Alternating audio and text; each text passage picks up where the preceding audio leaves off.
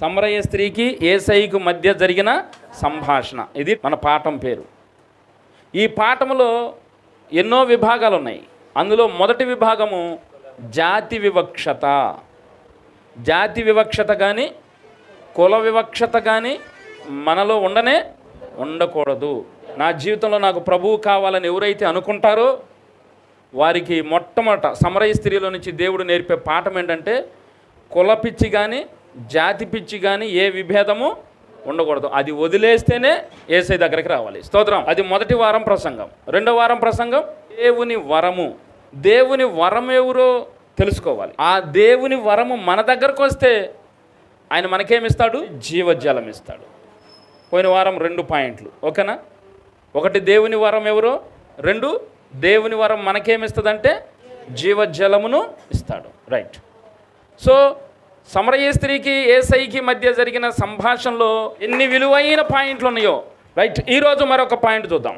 దేవుని యొక్క లేఖనం చదువుకుందాం. యోహాను సువార్త 4వ అధ్యాయం 20వ వచనం. మా పితరులు ఈ పర్వతమందు ఆరాధించిరి గాని ఆరాధింపవలసిన స్థలము యెరూషలేములో ఉన్నదని మీరు చెప్పుదురని ఆయనతో అనగా యేసు ఆమెతో ఇట్లనెను. సమరయ స్త్రీకి అనేకమైన డౌట్లు ఉన్నాయండి. సమరయ స్త్రీకి ఉన్న డౌట్స్ ఆత్మీయ జీవితం పట్ల. యేసు ప్రభువారికి సమరయ స్త్రీకి మధ్య జరిగిన సంభాషణ ఆధ్యాత్మిక సంభాషణ. కాబట్టి సమరయ స్త్రీకి ఆధ్యాత్మిక పరంగా ఎన్నో సందేహాలు. ఈ సందేహాలన్నిటినీ తీర్చుకోవాలని ఎదురు చూస్తుంది. సమరయ స్త్రీకి దేవుని పట్ల ఆసక్తి ఉంది. ఆ దేవుని దగ్గరికి చేరాలంటే ఎన్ని ఆమెకు డౌట్స్ ఉన్నాయో ఆ డౌట్స్ అన్నిటిని తీర్చే ఒక సరైన బోధకుడు కనపడ్డాడు. ఆమెకు కలిగే ప్రతి సందేహాన్ని తడువుకోకుండా స్పష్టంగా అర్థమయ్యేట్టుగా చెప్పగలిగిన ఒక మంచి బోధకుడు ఆయన ముందుకొచ్చాడు. ఆయన యేసు క్రీస్తు ప్రభువు. అబ్బా, ఎంత కాలము నుండి ఎదురు చూస్తున్నాను ఈ సమాధానాల కొరకు. కాబట్టి నాకు కలిగిన ప్రతి సందేహాన్ని నేను ముందు ఉంచేస్తా. అది యేసయ్య సమరయ స్త్రీ మధ్య సంభాషణ. ఊరినే సంభాషణ. సులోమాను శెబాదేశపు రాణి మధ్య జరిగిన సంభాషణ మనకి రాయబడిందా? ఏమేమి అడిగిందో ఏమేమి చెప్పాడో రాయబడలా. అది లోక సంబంధమైన జ్ఞానం, అంతవరకు పరిమితం. కానీ ఇది ఎందుకు క్లియర్గా రాయించాడంటే సమరయ స్త్రీ ప్లేసులో ప్రతి మనుష్యుడు ఉంటాడు. దైవ చింతన కలిగిన ప్రతి మనుష్యుడు ఉంటాడు. నీకు దేవుని మీద ఆసక్తి ఉంటే, నువ్వు దేవుని బిడ్డగా బ్రతకాలన్న ఆశ నీకుంటే, దేవునిలో ఎదగాలన్న ఆశ నీకుంటే ఇన్ని డౌట్స్ వస్తాయి. వీటన్నిటిని గురించి నీకెవరు ఆన్సర్ చెప్తారు? సమరయ స్త్రీ దగ్గరికి యేసయ్య వచ్చాడు కాబట్టి ఆమె అన్నీ అడిగేసింది. ఆమెకు కలిగిన సందేహాలలో మొట్టమొదటిది యూదులు సమరయులతో సాంగత్యము చేయాలి. అది యేసయ్య డౌట్ క్లారిఫై చేశాడా? అయిపోయింది. ఇప్పుడు ఆమె అంటుంది, యేసయ్యను చూసి అంటుంది, యాకోబు కంటే నీవు గొప్పవాడివా? ఆ విషయంలో యేసయ్య క్లారిఫికేషను ఇచ్చాడా లేదా? ఇప్పుడు ఇంకొక డౌట్ వచ్చింది. అది చూడండి, 4వ అధ్యాయం 20వ వచనం. మా పితరులు ఈ పర్వతమందు ఆరాధించిరి గాని ఏ పర్వతం అది? ఈ పర్వతమందు షోమ్రోను పట్టణం కట్టబడింది దేని మీద? కొండ మీద. ఆ కొండ ఏం కొండ? షెమెరు అనే వాడి దగ్గర కొన్నాడు కొండని. ఇప్పుడు ఎక్కడంది? ఈ పర్వతమందు, పట్టణము కట్టబడిన పర్వతమందు. అంటే షోమ్రోను ఏ పర్వతం మీద అయితే కట్టబడిందో ఆ పర్వతం మీద దేవుని ఆరాధించడానికి ఒక గుడి కట్టబడింది, ఒక ఆలయము కట్టబడింది. 1 రాజుల గ్రంథంలోకి వెళ్ళండి. 1 రాజుల గ్రంథం 12వ అధ్యాయం 28 నుంచి కొన్ని వచనాలు. ఇక్కడ భావం మీకు చెప్తా. ఇజ్రాయెల్ దేశం రెండుగా చీలిపోయిందని చాలా పర్యాలు మీకు చెప్పా. ఇజ్రాయెల్ రాజ్యం అనేది ఉత్తరపు రాజ్యం అని చెప్పా. దానిని పరిపాలించే రాజు పేరు యెరోబాము, నెబాతు కుమారుడైన యెరోబాము. యోధా రాజ్యాన్ని పరిపాలించేది సొలొమోను కుమారుడైన రెహబాము. ఇజ్రాయేలు రాజ్యంలో ఉన్న ప్రజలు అలవాటు ప్రకారముగా యెరూషలేములో ఉన్న దేవుని ఆరాధన చేయడానికి వస్తున్నారు. సంవత్సరానికి ఒకసారి యెరూషలేం దేవాలయానికి రావాలి, ఉత్సవం జరిగిద్ది, పండుగ జరిగిద్ది. సంవత్సరానికి ఒకసారి యెరూషలేం దేవాలయానికి వస్తున్నారు ఆరాధన చేయటానికి. యెరోబాము ఏం ఆలోచన చేశాడంటే, వీళ్ళు యెరూషలేం వెళ్ళి వస్తూ ఉన్నారు, అక్కడికి వెళ్ళినాక వీళ్ళ మనసు మారిపోయి మళ్ళీ రెహబాము దగ్గర కలిసిపోతారు, కాబట్టి నా రాజ్యం నాకు కాకుండా పోయిద్దని ఆలోచన చేసి ఆయన ఏం చేశాడంటే, రాజ్యం కాపాడుకోవాలనుకుని 2 బంగారు దూడలను చేశాడు. ఇదే ఘట్టము ఇజ్రాయెల్ కనాను యాత్రలో జరిగింది. ఎక్కడ జరిగింది? సీనాయి పర్వతం దగ్గర జరిగింది. మోషే సీనాయి కొండ మీదకి వెళ్ళిపోయి 40 పగళ్ళు 40 రాత్రులు ఉండిపోయాడు. కిందున్న ఇజ్రాయేలీలు అన్నారు, మోషే ఏమైపోయాడో తెలియదు, చచ్చిపోయాడో బతికాడో తెలీదు, ఏ మృగం ఆయన మింగేసి ఉంటుంది, ఆయన కోసం కూర్చుని ఉంటే ఎట్లా? మనకు బోల్డు ప్రయాణం ఉంది, మనము కనాను దేశంకి వెళ్ళాలి, కాబట్టి మనం ఆయన కోసం చూడటం మానేసి మనము బయలుదేరదాం పదండి. మనం బయలుదేరాలంటే మనకు ఒక దేవుడు కావాలి. కాబట్టి ఏం చేశారు? ఇజ్రాయేలీల దగ్గర ఉన్న బంగారం అంతా పోగేసి ఆ బంగారం అంతా కరిగించి బంగారంతో ఒక బంగారు దూడను చేశారు. ఏం చేశారు? బంగారు దూడను చేసి, ఇదే యెహోవా, ఐగుప్తు దేశంలోని మిమ్మల్ని తీసుకొచ్చిన యెహోవా దేవుడు ఇదేనని చాటింపేశారు. గుర్తుందా? బంగారు దూడను చేసి జాతర చేసుకుంటున్నారు. ఈలోగా మోషే కొండ మీద నుండి దిగి వస్తున్నాడు. దేవుడు ఆల్రెడీ మోషేకు చెప్పాడు, అయ్యా నీ ప్రజల కింద చెడిపోయారు, నువ్వు వెళ్ళు అన్నాడు. మోషే కిందకొచ్చి బంగారపు దూడనంతా చిన్నాభిన్నం చేసి అగ్ని పెట్టి కాల్చి పడేశాడు. ఆ బంగారము రవ్వంతైనను ఇజ్రాయేల్ ప్రజలకు ఉపయోగపడనే పడదు. ఇది మర్చిపోయే సంఘటన, కానీ ఇజ్రాయేల్ మర్చిపోయారు. మన జీవితంలో కూడా దేవునికి నచ్చని పని చేసినప్పుడు దేవుడు మనల్ని నష్టపరుస్తాడు, దేవుడు మనల్ని గాయపరుస్తాడు, దేవుడు మనల్ని బాధపరుస్తాడు. కారణం ఏంటంటే నువ్వు ఆయనకి ఇష్టమైన బిడ్డవు. నిన్నెప్పుడు ఆయన ముద్దాడేట్టుగా ఉండాలా, నిన్నెప్పుడు ఆయన చిరునవ్వుతో పలకరించాలా. కానీ నువ్వు చేసే ప్రవర్తనను బట్టి, నువ్వు మాట్లాడే మాటను బట్టి ఆయనకు కోపము తెప్పిస్తావంటే దేవుడు నీ మీద కోపగించుకుంటాడు, నిన్ను బాధపరుస్తాడు. కానీ ఇజ్రాయేలు మర్చిపోయారు. యెరోబాము ఏం చేశాడంటే, తన రాజ్యమును కాపాడుకోవాలని దురుద్దేశంతో 2 బంగారు దూడలు చేశాడు. ఎన్ని? యెరూషలేములో ఉంది ఒకటే దేవుడు, మనకిద్దరు దేవుళ్ళు బోనస్ వచ్చారు అని 2 బంగారు దూడలు చేసి ఒకటి బేతేలులోను ఒకటి దానులోను పెట్టాడు. ఇక అది కంటిన్యూ అవుతా వచ్చింది. అర్థమైందండి? కంటిన్యూ అవుతా వచ్చింది. కొంతకాలం అయిపోయినాక అవి పాడైపోయినాయి. అలా అలా అలా గడిచిన తర్వాత షోమ్రోను పట్టణంలో మళ్ళీ ఇలాంటి దేవాలయం ఒకటి కట్టారు. ఇలా సమస్య ఏంటి?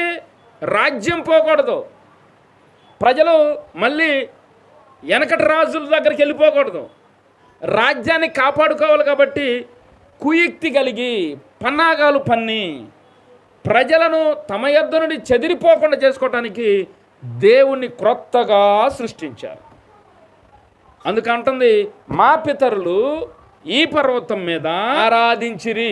ఇజ్రాయేలు రాజ్యములో ఉన్న ప్రజలు యెరూషలేములో ఉన్న దేవుని దగ్గరికి వెళ్లకుండా రాజులు అడ్డంకం పోయారు. నువ్వు ఆధ్యాత్మికంగా ఒక మంచి సంఘములో ఎదగదామని నువ్వు అనుకుంటే స్థానిక సంఘం వాళ్ళు అడ్డుపడతారు చూడండి, పెద్దలు అడ్డుపడతారు చూడండి, కులపోళ్ళు అడ్డుపడతారు చూడండి. అట్లా ఉంది ఇజ్రాయెల్ రాజుల పరిస్థితి. మీకు బాగా బ్రెయిన్లోకి ఎక్కాల మాటలు. ఇవి ఆశామాష మాటలు కాదు ఇవి. నువ్వు నిజంగా నీ జీవితంలో దేవుని బిడ్డగా బ్రతకాలని నువ్వు సంకల్పించుకుంటే ఈ విలువైన సమాచారం మీకు తెలియాలి. మా పితరులు ఈ పర్వతమందు ఆరాధించారు, కానీ ఆరాధించవలసిన స్థలము యెరూషలేములో ఉన్నదని. యెరూషలేములో ఉన్నది. యెరూషలేం అనే దానికి ఒక నేపథ్యం ఉంది, ఒక చరిత్ర ఉంది. ఏమండి, ఇజ్రాయేలు ఆరాధించిన స్థలానికి ఒక చరిత్ర ఉంది. ఆ చరిత్ర ఇప్పుడు మీకు చెప్పా. ఇప్పుడు యెరూషలేములో ఆరాధన స్థలం 132వ కీర్తన 12వ వచనం చదవండి. యెహోవా సత్య ప్రమాణము దావీదుతో చేసెను. ఆయన మాట తప్పనివాడు. యెహోవా సియోనును ఏర్పరచుకొని ఉన్నాడు. తనకు నివాస స్థలముగా దానిని కోరుకొని ఉన్నాడు. దేన్ని కోరుకున్నాడు? ఎవరిని కోరుకున్నాడు చెప్పండి? దేవుడు నిన్ను కోరుకోకపోతే నువ్వెందుకు వచ్చావు ఇక్కడ మందిరానికి? నువ్వు మందిరంలోకి వచ్చావంటే అర్థం కావాల్సింది, నిన్ను దేవుడు కోరుకున్నాడు, తన బిడ్డగా మార్చుకోవాలని అనుకున్నాడు, తన రక్తంతో నిన్ను కొనాలనుకున్నాడు, తన రక్తంతో నిన్ను కడగాలని అనుకున్నాడు, తన వాక్యంతో నిన్ను ఉదక స్నానం చేయాలని అనుకున్నాడు, తన ఆత్మతో ఆయన నిన్ను నింపాలని అనుకున్నాడు, తన ఆత్మచేత నిన్ను నడిపించాలని అనుకున్నాడు, ఆయన జీవగ్రంథంలో నీ పేరు ముద్రించాలని అనుకున్నాడు, నిత్యరాజ్యంలో నీకు స్వాస్థ్యమును ఇవ్వటానికి నిన్ను తయారు చేయాలని అనుకున్నాడు. స్తోత్రం. ఇన్ని అనుకున్నాడు కాబట్టే ఈరోజు నువ్వు మందిరంలోకి వచ్చావు, ఈరోజు మందిరంలో కూర్చున్నావు. ఒకప్పుడు దేవుడు సియోను కోరుకున్నాడు, ఇప్పుడు నన్ను కోరుకున్నాడు. ఆమేన్. దేవుడు సియోనును కోరుకున్నాడు, నివాస స్థలముగా కోరుకున్నాడు. ఆయన నివాస స్థలం ఏది? ఉత్తర సభా పర్వతం. యెషయా గ్రంథం 14వ అధ్యాయం 13వ వచనం చదవండి.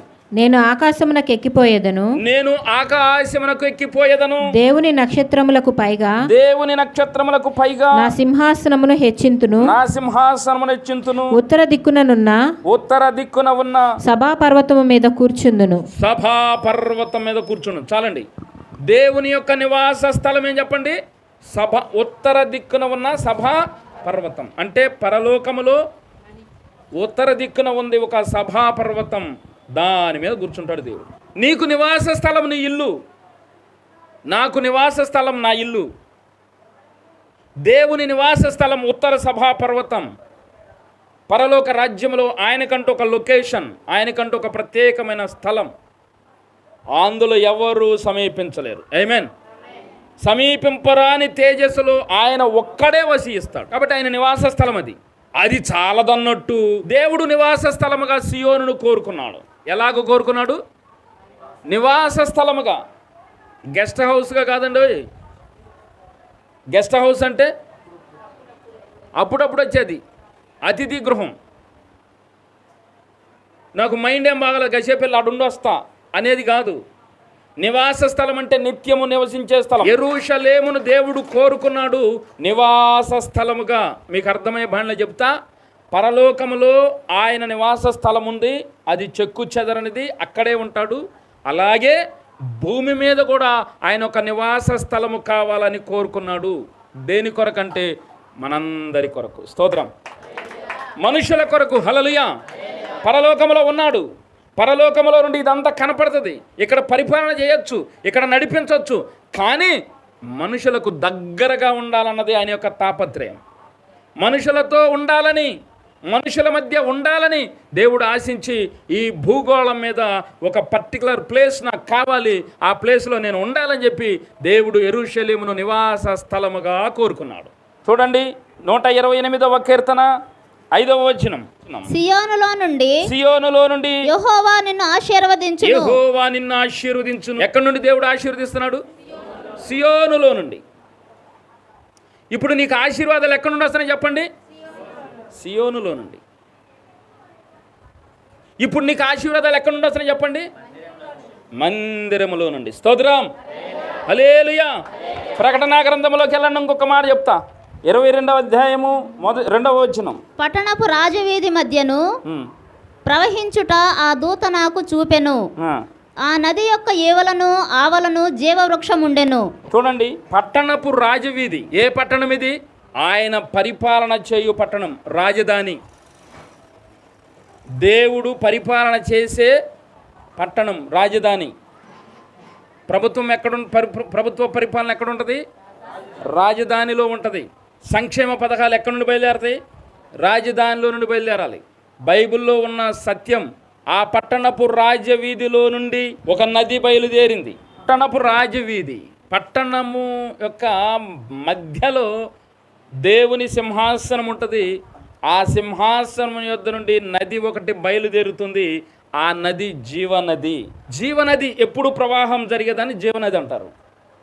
ఈ జీవనదిని నా హృదయంలోనికి ప్రవహింపచేయమని పాటలు పాడుతున్నారు.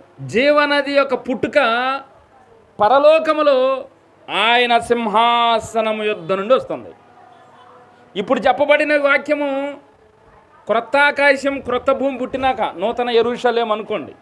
అంటే రాకడైపోయి ఆయన పూర్తిగా క్రొత్త లోకం పుట్టించినాక కలిగేది ఇది. కానీ ఇప్పుడు జీవనది ఉంది కదా, ఆ నది ఎక్కడ ప్రారంభమైందంటే దేవుని సింహాసనం యొద్ద నుండి బయలుదేరి ఎక్కడ రావాలి? ఇప్పుడు నా హృదయంలో ప్రవహింప చేయమన్నావు. ఇప్పుడు యెరూషలేమును కోరుకున్నాడు దేవుడు నివాస స్థలముగా. ఎందుకు కోరుకున్నాడంటే యెరూషలేములో ఉంటూ సర్వమానవాళికి ప్రపంచమంతా ఆయన ఆశీర్వాదపు నదిని, స్తోత్రం హల్లెలూయా, ఆయన ఆశీర్వాదపు నదిని తవ్వుకుంటూ వస్తున్నాడు. యెరూషలేములో నుండి బయలుదేరింది జీవనది. ఆ జీవనది పాయలు పాయలుగా చీల్చుకుంటూ, అంటే నూతనంగా తవ్వుకుంటూ నా హృదయంలోకి వచ్చింది. ఈ మాట నువ్వు చెప్పమాట గుడిమే చేసుకో. యెరూషలేములో బయలుదేరిన నది ఎక్కడికి వచ్చింది? ఆమేన్, హల్లెలూయా. అందుకిందా చెప్పా, దేవుడు ఎవరిని కోరుకున్నాడు? గట్టిగా చెప్పమాట, నన్ను కోరుకున్నాడు. కాబట్టే జీవనదిని పాయలుగా తవ్వుకుంటూ ఇక్కడికి వచ్చింది జీవనది. ఈ జీవనది నా హృదయంలో రావటం వల్ల జరిగిన నాకు మేలు, మొదట శరీర క్రియలు నశింపైపోయినాయి. వేటినైతే నేను జయించలేకపోతున్నానో, వేటినైతే వద్దనుకుని నేను వాటిని జయించలేక అల్లాడిపోతున్నానో, వాటన్నిటిని జయించడానికి సూత్రం ఆ జీవనది నాకు ఇచ్చింది.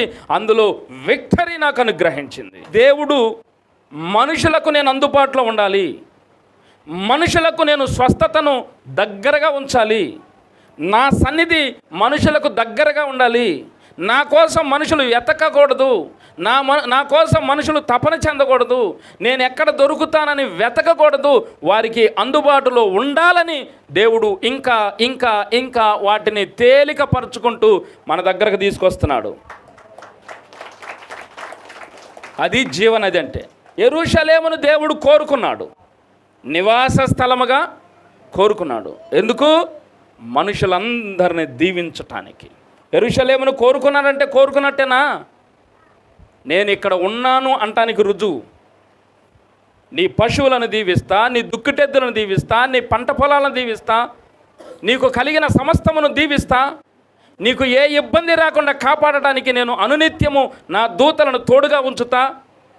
నువ్వు ఎక్కడ ఉండి నా మందిరం వైపు చేతులెత్తి ప్రార్థన చేస్తే ఆ ప్రార్థన విని మిమ్మల్ని ఆశీర్వదించడానికి నేనెప్పుడు నా చేతులు చాపి ఉంచా.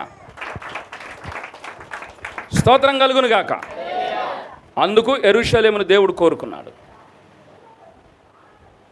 అది సమరయ స్త్రీ అంటుంది, మా పితరులు ఈ పర్వతమందు ఆరాధించారు, కానీ ఆరాధించాల్సిన స్థలము యెరూషలేములో ఉంది. కాబట్టి నేను దేవుణ్ణి ఆరాధించాలని నాకుందయ్యా, కరెక్ట్ ప్లేస్ చెప్పు, నేను ఎక్కడ ఆరాధించాలో. అది సమరయ్య స్త్రీకున్న డౌట్. దానికి యేసయ్య ఏం చెప్పాడు? అమ్మా ఒక కాలము వచ్చుచున్నది, ఆ కాలమందు ఈ పర్వతము మీదనైనను యెరూషలేములోనైనను మీరు తండ్రిని ఆరాధింపరు. స్తోత్రం. నమ్ముము. దేవుడు యెరూషలేమును కోరుకున్నాడు, అక్కడ ఆరాధించండి అన్నాడు, అక్కడ దీవెనలు పెట్టానన్నాడు, అక్కడ నుండి నది బయలుదేరిందన్నాడు, ప్రతివాని హృదయంలోనికి వస్తుందన్నాడు. ఆమేన్. వచ్చిన ఆ నది అనేక మేలులు మనకి చేస్తుంది.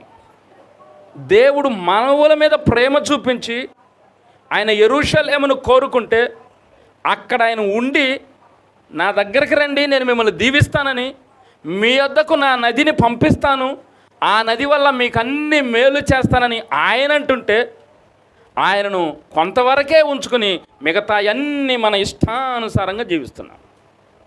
కాబట్టి నరులను భూమి మీద చేసినందుకు యెహోవా సంతాపమును అందుచున్నాడు. ప్రియులారేనండి, దేవుని చిత్తమును తెలుసుకోకపోతే, దేవుడు మన విషయంలో కదిలే విధానం మనకు అర్థం కాకపోతే మన విషయంలో కూడా దేవుడు నొచ్చుకుంటాడు. ఆయన చిత్త ప్రకారం మనం కదిలితే, ఆయన కదిలే కొలది మనం కదిలితే మనల్ని దేవుడు అప్రిషియేట్ చేస్తాడు, మనల్ని దేవుడు బ్లెస్ చేస్తాడు. అప్పుడు మన ఎండిన ఎముకలు ఏమవుతాయి? జీవం పొందుతాయి. ఆమెన్. మన ఒంట్లో ఆరోగ్యం వస్తుంది, మన ఎముకలకు సత్తు వస్తుంది, మన ఇంట్లో నెమ్మది వస్తుంది, అంత ప్రశాంతంగా ఉంటుంది. కారణం ఆయన నది మన హృదయంలోనికి వచ్చేసింది. ఎక్కడి నుండి ప్రవాహం అవుతుంది? ఇది యెరూషలేము మందిరములో నుండి ప్రవహించుచున్నది. ఆ నది మనలోకి వచ్చినప్పుడు మనకి మేలవుతుంది. మనమేమన్నామంటే ఆ నదితో మాకు పని లేదు, మాకు మేలు కావాలన్నాం.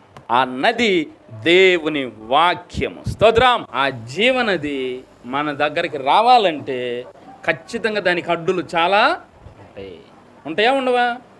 ఒక కాలువ ప్రవహిస్తుందంటే మెట్ట ప్రాంతం వచ్చిద్ది, గట్టు ప్రాంతం వచ్చిద్ది, ఏమండి కొండలు వస్తాయి. మరి ఆ కాలువ తవ్వాలి కదా, తవ్వాలా వద్దా? తవ్వుతారు కదా. ఇప్పుడు తవ్వట్లేదు కానీ వెనక అన్ని కాలువలు తవ్వినోళ్ళే. ఈ కాలువలన్నీ తవ్వితేనే దాకా వచ్చినాయి. యెరూషలేములో ప్రారంభమైన జీవనది ఎన్నిటిని దాటుకుంటూ రావాలంటే అటన్నిటిని దేవుడు తవ్వుకుంటూ వస్తున్నాడు. ఆ తవ్వేదేంటో తెలుసా? నీ హృదయంలో దేవునికి అడ్డుగా ఉన్న పాపములే. యెరూషలేములో ప్రారంభమైన జీవనది నా హృదయంలోనికి రావాలంటే అడ్డుగా ఉన్నమాట వాస్తవమే. ఆ అడ్డు ఏంటంటే నా పాపములే. ఆ పాపముల అడ్డు గోడ పోతేనే ఆ నది మీ హృదయంలోనికి వస్తుంది. ఆమెన్. ఆ నది మీ హృదయంలోకి వస్తే మీకు అన్నీ మేలులే. కాబట్టి భూమి మీద ఉన్న మనుషుడు దేవుని ఎక్కడ ఆరాధించాలి, దేవుని దగ్గరికి ఎక్కడికి వెళ్ళాలి, ఎక్కడ అనే ఎతుకులాట వద్దయ్యా. ఓ పర్టికులర్ ప్లేస్ నేను కోరుకున్నాను, మీకోసమే కోరుకున్నాను, అక్కడే ఉంటాను, మీరు ఎప్పుడైనా రావచ్చు, మీరు రాలేకపోతారా? అక్కడికి వైపు చేతులెత్తి ప్రార్థన చేయండి, నేను ఆశీర్వదిస్తాను. ఆమేన్. దానియేలు చేతులెత్తి ప్రార్థన చేశాడు కదా, చేశాడా? బబులోనులో ఉన్నప్పుడు చేతులెత్తి ప్రార్థన చేశాడా? యెరూషలేములో దేవుని మందిరం ఉంది, మందిరం వైపు కిటికీలు తెరిచి ప్రార్థన చేశాడు దానియేలు గారు. యెరూషలేములో నివాస స్థలంగా కోరుకున్నాడు. అక్కడ నుండి దేవుడు మనల్ని ఆశీర్వదిస్తున్నాడు. అందుకు నదిని దేవుడు ప్రవహింపజేశాడు. అదే దృశ్యము ప్రకటనా గ్రంథంలో కూడా మనము చూసాం. ప్రకటనా గ్రంథం ఇదేమో పాత యెరూషలేము, ప్రకటనా గ్రంథంలో మనం చదువుకుంది క్రొత్త యెరూషలేము. అదే మనము నిత్య రాజ్యములో ఉండే విధానం. సో ఒకటే కాన్సెప్ట్. ఆయన సింహాసనం ఉంటుంది, ఆయన సింహాసనం నుండి ఒక నది బయలుదేరుతుంది. అది జీవనది. అది బయలుదేరి ప్రతి వాని హృదయంలోనికి వస్తుంది. రావటం వల్ల కలిగే లాభం అన్నీ లాభాలే. ఆమె అమరయ్య స్త్రీ చెప్పిన పాయింట్ ఏంటంటే, మా పితరులు ఇక్కడ ఆరాధించారు, మీరు అక్కడ ఆరాధిస్తారని చెప్పారు, కాబట్టి మేము ఎక్కడ ఆరాధించాలి? అప్పుడు యేసయ్య అన్నాడు, అక్కడా కాదు ఇక్కడా కాదు. స్తోత్రం. ప్రతి స్థలములో ఆరాధించవచ్చు. హల్లెలూయా. చదవండి అన్నమాట. అమ్మ ఒక కాలము వచ్చుచున్నది, అమ్మా ఒక కాలము వచ్చుచున్నది, ఓకే, ఆ కాలమందు ఈ పర్వతము మీద నైనను యెరూషలేములో నైనను మీరు తండ్రిని ఆరాధింపరు. నా మాట నమ్ముము. ఆయనను ఆరాధించు వారు ఆత్మతోనూ సత్యముతోనూ ఆరాధించబోతున్నారు. యెరూషలేము ఒకటే కాదు ఆరాధన స్థలాలేక, యావత్ ప్రపంచమంతా ఆరాధన స్థలాలు ఏర్పడబోతున్నాయి. గట్టిగా చప్పట్లు మైపరచండి. యేసయ్య ప్రాఫెసీ ఇది. యేసయ్య ప్రవచనం చెప్తున్నాడు. ఇప్పటి వరకు యెరూషలేము ఆరాధన స్థలం, కానీ ఇకన దేవుడు మార్చేస్తున్నాడు. యావత్ ప్రపంచమంతా ఆరాధన స్థలాలు ఏర్పడబోతున్నవి. హల్లెలూయా. ఎక్కడ దేవుని ఆత్మ పేరట కూడుకుంటారో, ఎక్కడ ఇద్దరు ముగ్గురు కూడి దేవుని నామమున కూడుకుంటారో అక్కడ దేవుడు ఉంటాడు. ఉండటానికి కారణం ఆత్మతోనూ సత్యముతోనూ ఆరాధిస్తాడు. దేవుని ఆరాధించాలంటే మెట్లెక్కాలి, గుడెక్కాలి, కొండెక్కాలి, అవి చేయాలి, ఇవి చేయాలి. ఆ సిస్టమ్ పోయింది. ఇప్పుడు దేవుడు అంటున్నాడు ఇంకా తేలిక చేయాలి, నన్ను ప్రజలు తెలుసుకోవడానికి ఇంకా తేలిక చేయాలి. మనం అంటాం కదా, ఇంకా తేలికగా వెళ్ళాలి వాళ్ళ దగ్గరికి మెసేజ్, ఇంకా తేలికగా వాళ్ళకి అర్థమయ్యేట్టు చెప్పాలి లెసన్, ఇంకా తేలికగా మన సంక్షేమ పథకాలు ప్రజల దగ్గరికి వెళ్ళాలి. కొత్త పద్ధతులు కనిపెడుతున్నారు. అలాగే దేవుడు కూడా నా గురించి ప్రజల దగ్గరికి వెళ్ళాలి, తేలికగా వెళ్ళాలి, సులువుగా వెళ్ళాలి, తొందరగా వెళ్ళాలి. కాబట్టి ఇప్పుడు యేసయ్య అంటున్నాడు అన్ని స్థలాలలో ఆరాధన స్థలాలు వచ్చేస్తాయి. ఆమెన్. ఇక్కడ ఒక చిన్న మెలికొంది చెప్తా. అన్ని స్థలాల్లో ఆరాధన స్థలాలు ఉంటాయి, కానీ ఇక్కడ కూడా డిస్టర్బెన్స్ అవుతుంది. యెరోబాము 2 దూడలు చేసినట్టు పిలుపు లేని వాళ్ళు సేవకు వస్తున్నారు, దైవ ప్రత్యక్షత లేని వాళ్ళు సేవకు వస్తున్నారు, తమ జీవితాలను దేవునికి అప్పగించుకునే వాళ్ళు సేవకు వస్తున్నారు, దేవుని కొరకు బ్రతకాలన్న తాపత్రయం లేని వాళ్ళు సేవకు వస్తున్నారు, జీవనోపాధి కోసం సేవకు వస్తున్నారు. కాబట్టి వారు శరీర కోరికల మధ్య ఊగిసలాడుతున్నారు, శరీర వాంఛలు తీర్చుకుంటున్నారు, భూ సంపదను సంపాదించుకునే పనిలో పడుతున్నారు. వారు బోధ చెయ్యబట్టి ఆ నది ప్రజలలోనికి రావటం లేదు, ఆ వాక్శక్తి రావటం లేదు, ఆ దైవ జ్ఞానం రావటం లేదు, ఆ దైవ శక్తి రావటం లేదు. కనుక ఎక్కడేసిన గొంగలు ఎక్కడైనట్టు నిద్రపోతున్నది సంఘం. వెచ్చగానైనను చల్లగానైనను నీవు ఉండుము, నులివెచ్చనగా నులివెచ్చనగా ఎందుకుంటున్నావు అంటే దేవుని కదలికలు నీలో లేవు, దేవుని ఆత్మ సంబంధమైన బోధ నీ దగ్గర లేదు, దేవుని ఆత్మ నడిపింపు నీకు లేదు. ఏదో బైబిల్లో ఉన్న వాక్యము చదువుకుంటున్నాం, ఆ 10 మంది ప్రసంగాలు వింటున్నాం, ఆ వాక్యం చెప్పడానికి అలవాటు పడ్డాం, కానీ స్పిరిట్ లీడింగ్ లేదు. కాబట్టి జీవోత్సవంలాగున్నాం. ఆలోచన చేయి ప్రియదేవుని బిడ్డలారా, నువ్వు ఆరాధించే స్థలం ఏది? ఆ స్థలంలో జీవనది ఉందా లేదా? ఆ స్థలంలో జీవనది ప్రవహిస్తుందా లేదా? అది ఒకంత ఆలోచన చేయాలి. యెరూషలేము ఒకటే ఆరాధన స్థలము, కానీ ఇక నా దేవుడు మార్చేస్తున్నాడు. ప్రపంచవ్యాప్తంగా ప్రతి స్థలంలో ఆరాధన స్థలాలు ఏర్పడబోతున్నాయి, ఆరాధన కేంద్రాలు ఏర్పడబోతున్నాయి. దీనిని ఉపయోగించుకుని సైతానం చేసిందంటే, నువ్వు విస్తరింపజేస్తే నా సామ్రాజ్యాన్ని కూడా ఇంకొక పక్క విస్తరింపజేస్తానయ్యా, నేను పెద్దగా పని ఏం చేయను, మీలోనే కొంతమంది నేను ఏర్పరచుకుంటా, వాళ్ళకు సోమరతనం పెడతా, వాళ్ళకు శరీర కోరికలు పెడతా, వాళ్ళకు నీ జ్ఞానం పట్ల ఆసక్తి లేకుండా చేస్తా, జీవనోపాధి తృప్తితో నేను పెడతా. ఇప్పుడు 2 వెళ్తున్నాయి ఆరాధన స్థలాలు. మీకు అర్థమవుతుందా? యెరూషలేములో ప్రారంభమైన నిజమైన ఆరాధన విధానము ప్రపంచంలోకి వెళ్తుంది. ఇది నిజమైన ఆరాధన, ఆత్మతో సత్యముతో ఆరాధన వెళ్తుంది. 2వ ఆరాధన ఈ లోక సంపదే ముఖ్యం, ఈ లోక కోరికలే ముఖ్యం, జీవనోపాధే ముఖ్యం. ఈ దృష్టితో కదులుతున్నారు. ఇవి 2 వెళుతున్నాయి. ఆనాడు సమరయ స్త్రీ దేవుని కలుసుకోవాలంటే ఏం చేయాలో యేసయ్యని అడిగింది. ఈరోజు సంఘము దేవుని కలుసుకోవాలంటే ఏం చేయాలో అడగటం లేదు. సమరయ స్త్రీకి మనకి అదే తేడా. సమరయ స్త్రీ ఏమో దేవుని ఆసక్తితో నేను ఏం చేయాలని అడిగింది. ఇప్పుడు సంఘము దేవుని పట్ల ఆసక్తి లేదు. సంఘము దేని పట్ల ఆసక్తి ఉందంటే మేలులు, స్వస్థతలు, అద్భుతాలు, వీటి మీద ఉంది. ఇవి జరగవు అనేది ఎంత తప్పు, వాటినే కేంద్రంగా చేసుకోవడం కూడా అంతే తప్పు. స్తోత్రం, హల్లెలూయా. అందుకు జీవనది రావాలంటే తవ్వాలంటే నీ హృదయంలో ఉన్న పాపాల చిట్ట నువ్వే తవ్వాలి. పాస్టర్ ఏం తవ్వడం, నీ పాపాలు ఎత్తి చెప్పేవాళ్ళు ఉండరు. నేను చెప్పను అసలు. నన్నే టార్గెట్ చేశాడు, నన్నే తిట్టాడు, ఈ బోధ నా దగ్గర ఉండదు. స్తోత్రం. వాక్యంలో పడుతుంది, నీకు పడాల్సిన అగ్గిని పడతా ఉంటుంది, చప్పలు కూడా పడుతుంది. అవి నువ్వు తీసుకుని వాటి ప్రకారం మారితే నీ దేవుడు బ్లెస్ చేస్తాడు, లేకపోతే లేదు. కనుక నీ హృదయమును తవ్వే విధానములో నువ్వు పడితే ఆ జీవనది నీకు వస్తుంది. ఇప్పుడు దేవుడు నిన్ను కోరుకున్నాడు. ఫైనల్గా ఒక మాట, కొరింథీయులకు రాసిన 1వ పత్రిక 6వ అధ్యాయం 19వ వచనం. ఈ ఒక్క మాటతో ముగించుకుందాం. మీ దేహము దేవుని వలన మీకు అనుగ్రహింపబడి మీలోనున్న పరిశుద్ధాత్మకు ఆలయమై ఉన్నదని మీరు ఎరుగరా. మీరు మీ సొత్తు గారు. ఓకే, ఇప్పుడు ఏం చేశాడు? యెరూషలేమును నా నివాస స్థలముగా కోరుకున్నాను అన్నాడు. ఇప్పుడు దేవుడు డైరెక్ట్ మాట్లాడుతున్నాడు, నీ దేహమునే నా నివాస స్థలముగా కోరుకున్నాను. ఆమేన్. ఇప్పుడు ఈ దేవుడు కోరుకున్న స్థలం ఏది? చెప్పండి చెప్పండి, దేవుడు కోరుకున్న స్థలం ఏది? ఒకప్పుడు యెరూషలేమును కోరుకున్నాడు, ఓకే. ఇప్పుడేం కోరుకున్నాడు? ఎవరైతే దేవుని నమ్ముతారో, ఎవరైతే దేవుని బిడ్డగా బతకాలనుకుంటున్నారో వారి దేహమును దేవుడు తన నివాస స్థలముగా చేసుకున్నాడు. వన్స్ దేవుడు తన నివాస స్థలముగా చేసుకుంటే నీలో చీకటి ఎందుకు ఉంటుందండి? నీలో దెయ్యాలు ఎందుకు ఉంటాయండి? నీలో పాపాలు ఎందుకు ఉంటాయండి? అదంతా పవిత్రమైపోదు? అయిపోద్దా అవదా? పరిశుద్ధమైతే అవదా? నువ్వు పరిశుద్ధం అవటం కాదు ముఖ్యం, అది సింపుల్. నేను పరిశుద్ధం అవటం ముఖ్యం కాదు. హల్లెలూయా, అది సింపుల్ వర్డ్. అది ఎందుకు సింపుల్ అయిందో చెప్పనా? నేను ఇన్నాళ్ళు రోత బతుకు బతికానయ్యా, ఇక ఈ బతుకొద్దు ప్రభా, నీ బిడ్డగా బతుకుతానయ్యా, నాకు ఆశ్రయం కల్పించయ్యా అని కాళ్ళు పట్టుకుంటే అప్పుడే నా హృదయం పరిశుద్ధం అయిపోయినట్టు. ఆమేన్. సింపుల్ లాజిక్ మిత్రమా.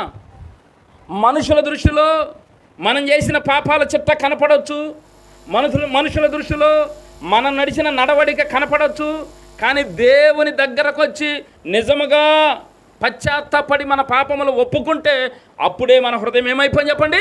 మన దేహం ఏమైపోయింది? పరిశుద్ధం అయిపోయింది. ఆమేన్. సో మనము పరిశుద్ధం అవటం దేవుని కాన్సెప్ట్ కాదు, జీవనది రావటం కాన్సెప్ట్ కాదు. అది 10 మంది దగ్గరికి వెళ్ళాలి, అది అందరి దగ్గరికి వెళ్ళిపోవాలి. ఓ మాట చెప్తా, గుంటూరు దాకా నది వచ్చింది అనుకోండి, గుంటూరుకి వస్తే సరిపోయిద్దా? గుంటూరు జిల్లాలో ఎన్ని ఊర్లు ఉన్నాయి, అన్ని ఊర్లకి వెళ్ళాలా వద్దా? చెప్పండి, వెళ్ళాలా వద్దా? అట్లాగే నా దగ్గరకు వస్తే ఏం సుఖం అండి? నా దగ్గర నుంచి అనేక మంది దగ్గరికి వెళ్ళాలి. స్తోత్రం. నీ దగ్గరకు వస్తే ఏం సుఖం అండి? నీ దగ్గర నుంచి అనేక మంది దగ్గరికి వెళ్ళాలి. హల్లెలూయా. ఇలా పూర్వం నుండి సేవకులు ఒకరెమ్మడి ఒకరు, ఒక తరం ఎమ్మడి ఒకరు తయారవుతున్నారు. రేపు మీరు అవుతారు. అది దేవుని కాన్సెప్ట్.